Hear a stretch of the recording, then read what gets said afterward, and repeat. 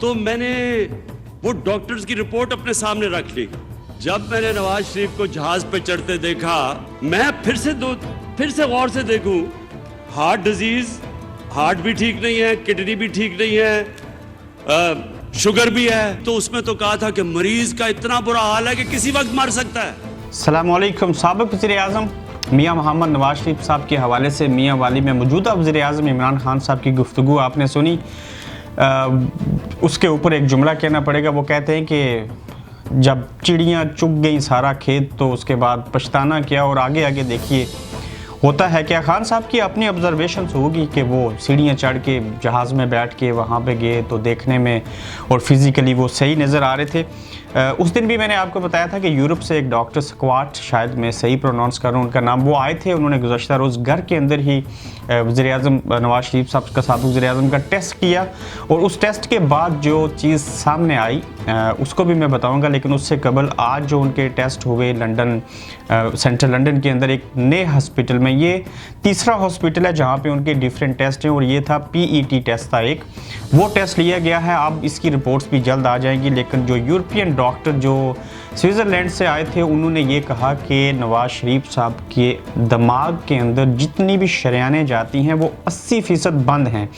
अब ये बात सुन के आम आदमी या बिल्कुल आम डॉक्टर जो है जिसको इतना एक्सपीरियंस नहीं है, वो तो कहेगा कि ऐसी हालत में तो इंसान मर जाता है, तो मियाँ सब चल फिर कैसे रहे हैं और बाकी चीज़ें कैसे हो रही हैं। लेकिन मेरी डॉक्टर आदिल इकबाल साहब जो हैं उनसे फिर बात हुई, वो भी हार्ट के भी स्पेशलिस्ट हैं, शुगर डायबिटीज़ के हवाले से और बाकी चीज़ों को भी बड़ा डीपली समझते हैं। उन्होंने मुझे रिप्लाई किया, और जब मेरी उनसे गुफ्तगू हुई फ़ोन के ऊपर भी, तो उनको कहना था कि हाँ बिल्कुल ऐसा मुमकिन है कि किसी मरीज़ की जो 80% शरेयानें हैं दिमाग की, खून की, वो काम ना कर सकें, और ऐसा हो सकता है। और ऐसा होने की सूरत में ये भी मुमकिन नहीं है कि वो चल फिर ना सकें या बाकी चीज़ें ना हों, तो उसका असर ये होता है कि मेंटली और फिज़िकली बाकी दिल के ऊपर और बाकी चीज़ों के ऊपर ज़रूर असर पड़ता है। जो उन्होंने कहा कि 80% शरेयानें जो हैं वो ब्लॉक हो सकती हैं, उसकी रीज़न बेशुमार उन्होंने बताई कि उम्र का ज़्यादा होना, diabetes, high blood pressure, high cholesterol level जो है ब्लड का,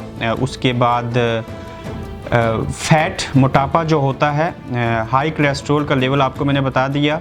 ओवरवेट वाले और जो हाई डाइट वाले लोग होते हैं उनकी दिमाग की शरेयानें जो हैं वो खून सप्लाई करने में रुकावट हो सकती हैं और वो बंद हो सकती है, ये उनका कहना था डॉक्टर आदिल इकबाल साहब का। दूसरी जानिब अगर खान साहब आज इस बात के ऊपर पछता रहे हैं और वो बयान दे रहे हैं, मेरे ख्याल से उनको ऐसे नहीं करना चाहिए। और तमाम लोगों को पता है अब जो दिन गुजर रहे हैं, वक्त गुजर रहा है, वीडियो सामने आ रही हैं मियाँ साहब के हवाले से, मीडिया के ऊपर जो रिपोर्ट्स हो रहे हैं, जो सोशल मीडिया पर चीज़ें आ रही हैं, चीज़ें ओपनली सामने आ रही हैं। और उसमें सबसे बड़ी चीज़ कि ये चीज़ सामने आ रही है कि मियाँ मोहम्मद नवाज शरीफ साहब की जहाँ पे सेहत किसी हद तक ख़राब है, वहीं पे वो एक डील के तहत आए। वो डील कोई और तरह की नहीं है कि आपने ये नहीं करना, वो नहीं करना। वो और क्या कर सकते हैं उनके हवाले से कि वो नाहल हो चुके हुए हैं, सज़ा याफ्ता हैं, जेल में रहे, और वो इलेक्शन लड़ नहीं सकते, पब्लिक स्पीच नहीं दे सकेंगे।